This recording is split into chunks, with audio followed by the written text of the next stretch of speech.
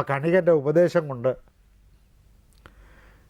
ദുര്യോധനൻ ആസൂത്രണം ചെയ്തു വച്ചിരിക്കുന്ന ദുഷ്പദ്ധതി സ്വീകരിക്കത്തക്ക വിധത്തിൽ ഇദ്ദേഹത്തിൻ്റെ മനസ്സ് സജ്ജമായി കിടക്കുകയാണ്. അപ്പോൾ അദ്ദേഹം ചോദിച്ചു, എന്താണ് നിങ്ങൾ ആസൂത്രണം ചെയ്തു വച്ചിരിക്കുന്ന പദ്ധതി? അത് കേൾക്കട്ടെ, അത് കേട്ടിട്ട് എൻ്റെ തീരുമാനം പറയാം. വാരണാവതത്തിൽ 1 വർഷം നീണ്ടു നിൽക്കുന്ന ഗ്രാമോത്സവം വരാൻ പോകുന്നു. ആ ഗ്രാമോത്സവം കാണാൻ എന്ന വ്യാജേന ഇവരെ ഇവിടെ നിന്ന് കടത്തുക. അതിൽ അച്ഛൻ ഉത്സാഹിക്കണം. ഞങ്ങൾ ഉത്സാഹിച്ചാൽ അതിന് വിശ്വസനീയത പോരാതെ വരും. അങ്ങനെ വാരണാവതത്തിലേക്ക് കടത്തുമ്പോൾ അവർക്ക് താമസിക്കാൻ അവിടെ വലിയൊരു കൊട്ടാരം വെച്ച് കൊടുക്കും. പുതിയ കൊട്ടാരം. നമ്മുടെ കൊട്ടാരങ്ങൾക്കൊക്കെ പഴക്കമുണ്ടല്ലോ. ഒരു പുതിയ കൊട്ടാരം വെച്ച് കൊടുക്കും.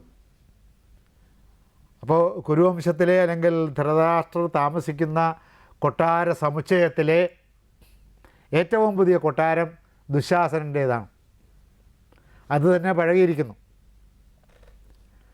അപ്പോൾ പുതിയൊരു കൊട്ടാരം വാരണാവതത്തിൽ അവർക്ക് വേണ്ടി വളരെ വിസ്തൃതമായ മനോഹരമായ ശില്പഭംഗിയുള്ള ഒരു കൊട്ടാരം അവിടെ വെച്ച് കൊടുക്കും. അവരവിടെ താമസിക്കട്ടെ. എന്നിട്ട് പക്ഷേ ആ കൊട്ടാരം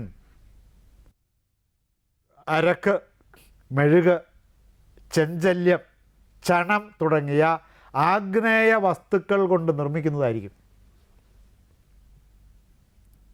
അവരവിടെ താമസിച്ച ഉത്സവം തീരുന്നതിന് മുമ്പ് 1 വർഷം നീണ്ടു നിൽക്കുന്ന ഉത്സവമാണ്. ആ ഉത്സവം തീരുന്നതിന് മുമ്പ് ആ വീടിന് തീ വയ്ക്കും. അതിന് ഞാൻ പറയുന്ന കാര്യങ്ങൾ ഏറ്റവും വിശ്വാസത്തോട് ചെയ്യുന്ന തരത്തിലുള്ള ഒരു ഭൃത്യൻ എനിക്കുണ്ട്, പുരോചനൻ. ആ പുരോചനനെ ഞാനതിന് നിയോഗിക്കും.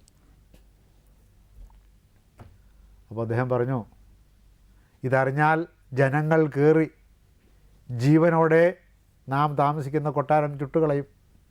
ഇല്ല, ജനങ്ങൾ അറിയില്ല ഇത്. ബ്രാഹ്മണർ കോപിക്കും. ബ്രാഹ്മണർ കോപിക്കില്ല. നിനക്കെങ്ങനെ അറിയാം ബ്രാഹ്മണർ കോപിക്കില്ലെന്ന്? ഞാൻ ബ്രാഹ്മണർക്ക് കരമഴിവായിട്ട് വസ്തുക്കൾ വിട്ടുകൊടുത്തിരിക്കുന്നു. അവർക്ക് സ്വർണ്ണ നിക്ഷേപങ്ങൾ ഞാൻ സൗജന്യമായി കൊടുത്തിരിക്കുന്നു. മന്ത്രിമാരെ ഞാൻ സ്വാധീനിച്ചിരിക്കുന്നു ധനം കൊടുത്ത്. പൗരമുഖ്യന്മാരെ ഞാൻ സ്വാധീനിച്ചിരിക്കുന്നു ധനം കൊടുത്ത്. അവരാരും എതിരായ ഒറ്റ ശബ്ദം അറിഞ്ഞാൽ പോലും മിണ്ടുകയില്ല. അതിലൊന്നും പെടാതെ നിൽക്കുന്നവനെ ഞാൻ കൊല്ലും, രഹസ്യം പുറത്തു പോകുന്നതിന് മുമ്പ്. ഈ പുരോചനെ തന്നെ ഞാൻ കൊന്നുകളയും ഇത് കഴിയുമ്പോൾ. അത് കൊള്ളാം.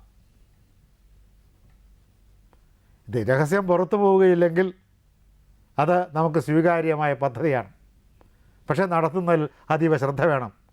ഞാൻ അനുവദിച്ചിരിക്കുന്നു.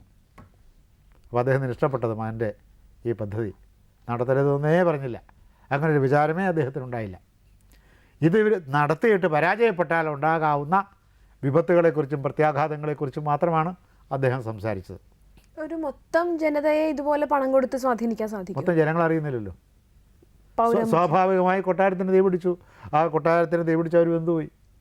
അക്കാലത്തും അഴിമതി സാർവത്രികമായിരുന്നു. അഴിമതി സാർവത്രികമായിരുന്നെന്ന് മാത്രമല്ല, പ്രതിപക്ഷത്തെ പണം കൊടുത്ത് സ്വാധീനിക്കുക, MLA-മാരെ ചാക്കിടുക തുടങ്ങിയിട്ട് MLA-മാരെ ചാക്കിടുക എന്നുള്ളത് തുടങ്ങി വെച്ചത് ദുര്യോധനായിരുന്നു. അതാണല്ലോ പൗരപ്രമുഖന്മാർ. പ്രകൃതി സഭയിലെ അംഗങ്ങളാണ് ഈ പൗരപ്രമുഖന്മാർ. പ്രകൃതി സഭ എന്ന് പറയുന്ന അന്നത്തെ തിരഞ്ഞെടുക്കപ്പെട്ട സമിതിയാണ്. പക്ഷേ തിരഞ്ഞെടുക്കുന്നത് ജനങ്ങളല്ലെന്നേ ഉള്ളൂ. തിരഞ്ഞെടുക്കുന്ന രാജാവും മന്ത്രിമാരും ഒക്കെ കൂടി ആലോചിച്ചിട്ടാണെന്ന് മാത്രമേ ഉള്ളൂ. ജനങ്ങൾക്കതിൽ ഭാഗഭാഗിത്വമില്ല. പക്ഷേ ജനങ്ങളുടെ പ്രതിനിധികളുണ്ടായിരുന്നു രാജ്യസഭയിൽ. അവരെല്ലാം സ്വാധീനിച്ചിരിക്കുന്നു. വലിയ ധർമ്മത്തിൻ്റെ നെടുന്തൂണുകളായ ബ്രാഹ്മണ ശ്രേഷ്ഠന്മാരെ സ്വാധീനിച്ചു, മന്ത്രിമാരെ സ്വാധീനിച്ചു. പിന്നെ ഇവർക്കൊക്കെ ആരോടാണ് കൂറ്? ഇവരൊക്കെ പാണ്ഡവൻ്റെ ഉദ്യോഗസ്ഥന്മാരായിരുന്നു. അവർക്കൊക്കെ കൂറ് പാണ്ഡവന്മാരോടാണ്. അവരോടാണ് താല്പര്യം. പാണ്ഡുവിനാൽ ലാളിക്കപ്പെട്ടവരാണ്. പാണ്ഡുവിൻ്റെ ഔദാര്യം കണ്ട് സ്തംഭിച്ച ഉദ്യോഗസ്ഥ വൃന്ദങ്ങളാണ് ഉള്ളത്.